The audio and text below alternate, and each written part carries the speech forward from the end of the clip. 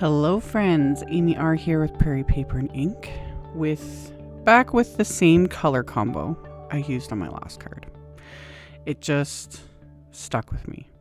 But before I get to that, I wanted to do my backgrounds. So I'm using Simon's new Arches background stamp and just doing it old school. I've got it face up on my work surface. And then I inked it up with VersaFine Clair NOCTURNE ink. And then I just put my little cardstock panel onto it and some scratch paper because I don't want to get ink all over me. I don't care if I get ink on me, but this ink especially. And working with white cardstock, you're just asking for it to get everywhere. You know, smears all the things. So, scratch paper. I did 2 backgrounds like this. And then ended up later off camera, I'm going to do 4. Because I ended up having enough butterflies and I was like, I got more than enough to make more cards. So that's what I did. So I've got my backgrounds stamped with this background stamp, which I love. I think it's on reserve right now. It'll say with the listing if you click on the link. But yeah, I want to do like my Nouveau shimmer powders with it and watercolor and all the things like heat emboss. Anyway, I kept it simple, black and white for now. Set those backgrounds aside. Now I have a couple pieces of Distress watercolor paper with the smooth side facing up, because with Distress watercolor paper, one side is more smooth, the other side is more textured. I have the smooth side facing up, and I'm using my ink smooshing sleeve, aka one of Simon's stamp storage pockets. This was a trick I picked up from Nina Marie Trapani, and I love it. I keep my little ink smooshing sleeve just on my desk. And that's what I use it for. You can use, just recycled packaging. You can do the old school ink smooshing like we always used to do, where you smush it onto your craft surface and then press the cardstock into it. Of course, using something like this, it gives you a bit more control because you can see where the ink is going. I like all the ways, everything has its own benefits and whatever. For these cards, or for these specific backgrounds, I did the inks separately. Like I'm using Simon's Pawsitively saturated inks, and I used PEONY, PEACHY, and Lemonade. And I did the colors separately. So it just creates a different look, and it keeps the colors very separated versus smushing all 3 colors at once and then, spraying them, etc. Again, it just experiment. It's always fun to see what happens, what's different, yada, yada, yada. So I pulled out my little mini MINC machine. Any heat laminator will work for this. It's not 100% necessary. You could also just put these under a few books or whatever, but this is the fastest way to get them completely flat. They weren't super warped, but they were a little bit warped with the ink and the water and everything. And then I'd sped up the drying with my heat tool off camera. But running it through something like the MINC machine flattens them. And I wanted them flat because I'm going to stamp detail stamps onto them and heat emboss. And this just saves me so much waste and heartache. So, like I said, though, if you're not in a hurry or impatient like I am, you just stick things under, a couple books or something heavy and leave them for a while, they'll be flat. It's fine. And you definitely want to do this before stamping and heat embossing. Because 1, you want the flat surface to stamp on, but 2, if something's been heat embossed and you run it through something like the MINC or laminator, etc., that will remelt the embossing powder and it will smear the whole way down. I haven't done that, but I've seen pictures of people that have, and just thought I would point that out. So I have my flat backgrounds and I put it in my MISTI.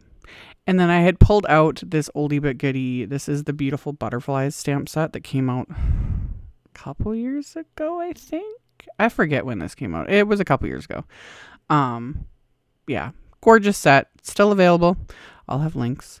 So I just kind of organized the butterflies onto the panel. There's several in a bunch of different sizes. And I used my anti-static powder tool. And then inked everything up with my clear embossing ink. And then I'm just going to walk my fingers all over these images to make sure I get all that detail stamped, because these are very detailed images. So got them stamped, and then I'm going to coat them with Simon's Detail Gold embossing powder. White would look really nice too. I'm always going to reach for gold. I had to do it. So anyway, coated those with the embossing powder, melted that with my heat tool. Fabulous. In the, like, you know, there's a little bit of open space there. I used the smallest butterfly, and I did this with both panels. Like, I was able to get multiples, and that's when I had realized I had a bunch that I could use. So I die cut all those as well with the coordinating wafer dies. And then I'm going to add splatter to the backgrounds, of course. So I've been using this brilliant gold ink from Zig that I just love. It's by, Kirtagi Zig, whatever. Yeah. Anyway, it's very difficult to get now. I don't know why they're making it difficult. Simon hasn't been able to get it in. However, the Starry Colors watercolor palette that I showed a second ago and pointed to that middle color is like practically the same thing, just in a solid watercolor palette.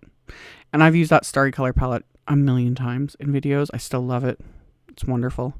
Either one will give you a great result. And at least the Starry Colors, you do have more options in that palette. You know, you got all the different shades. I've shown it in so many videos. I've mixed, you know, so many of them together to get like the perfect shade of gold with all that stuff. Love. Can't go wrong. So, added the splatter to those backgrounds, set them aside to dry. I had cleaned off my background stamp. And then I have my card bases, which are top folding A2, so 4 1/4 by 5 1/2 inch cards. And I used a bit of Post-it tape to mask off the score line for the inside of the card. And same thing, I have my background stamp face up on my work surface. This time I'm inking up with Simon's Fog ink, like my go-to neutral light gray. Love, love, love. It is like a must own, honestly. I use it on the insides of so many cards. It's also great for, you know, card fronts. It's the perfect neutral. Anyway, stamped the insides of the cards with that ink, peeled off the Post-it tape, and then just kept repeating the process to get all of these backgrounds, or all the insides of the cards stamped with this background. And that's why I say there's something about any sort of like geometric style background stamp that I can't get enough of, because they're so perfect for any card. You know, you can make it look more, you know, fancy or more subtle or more bold. Like it depends on what you're using it with and the type of ink and all the things, you know, and it just goes with everything. So it was perfect for the insides of these cards because, you know, it mimics the front, but much lighter, so I can write on it. So I got those all stamped. Once the insides of all of these cards were stamped, I also pulled out just a scrap of black cardstock and anti-static powder tool. And then I'm inking up the little Thinking of You stamp from the Beautiful Butterfly set. I'm just using an acrylic block this time because I wanted to stamp this 4 times, and this was faster than just using my MISTI. So stamp those with the Clair embossing ink. Coated them with that same gold embossing powder, tapped off the excess, melted it with my heat tool, which, again, I've been doing this for like 20 years, and heat embossing will never get old to me. I still just love the minute it starts to melt. It's that same feeling you get when you're cutting wrapping paper, you know, and the scissors just start to glide, and it's like, yas. So anyway, did that with those sentiments. I trimmed those out with just scissors because simple rectangle, you know, I can handle that for the most part. So trimmed those out, and then I decided I wanted to stamp another sentiment because I really love this circle sentiment that's in this Beautiful Butterfly set as well. And I used that on the inside of the cards, and I inked it up with that PEONY ink, and it just, you know, it's just that little like chef's kiss moment. So did all of that. My gold splatter is now dry. So I'm going to trim these background panels down to about 3 3/4 by 5 because I wanted to give them a nice border, you know, with the card base. So I just used my little guillotine trimmer to do that. Got everything trimmed down. And then off camera, I like fiddled and figured out, you know, which butterflies I wanted on which card front and like a rough idea of my like layout, which made things really quick then. Because once that was all figured out, it was just a matter of adhering everything. And to do that, I used some foam squares. Because I thought, you know what? The rest of these cards are technically simple in the sense, I don't know. To me, this is more simple. I don't know. And this is why I add more. So I adhered everything with the foam squares to, you know, pop it up, give it that bit of dimension. I put the panels like on the card base to make sure the butterflies weren't hanging off too much because I didn't want to trim off. I don't have a problem trimming off the bits that hang off cards, you know, but with these specific cards and the way everything was looking, I didn't want to trim off any of the butterflies. So I use that as my kind of guide as I'm adhering things. And then once everything was adhered, I'm just going to adhere these to my card bases with craft tacky glue. And like the broken record that I am, you could always stop here because, you know, you got the color and the splatter and it's just fabulous. But I'm going to add bling, and I'm not just going to add a little bit of bling. I went completely nuts. I started with two. Just two. You know, I was keeping it okay-ish. I have the Trinity Stamps Morganite Muse embellishments. They're kind of transparent and they're gorgeous. And the little things from Lucy's cards, Raspberry Mix, which are like bright pink.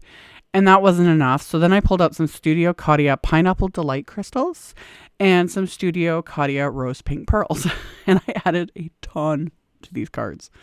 It just worked. Sometimes it can look like a hot mess if you add way too many, you know, but I think this just works because I kind of, you know, concentrate them around the butterflies, almost like a trail, you know, and whatever, I'll justify it because, and like I've said a million times, I have so much bling. I could do this to every single card, you know, add 15 plus pieces of bling to cards and I still have enough to last multiple lifetimes. So why not use it? Because it's beautiful. So anyway, I paired these cards with some dandelion envelopes from Simon, and that finished them off. These were a lot of fun. I hope you guys enjoyed it. And like always, I will have links below the video. I will link to my blog post, so you can always check that out because I have picture links to the supplies, all that info, the pictures, everything.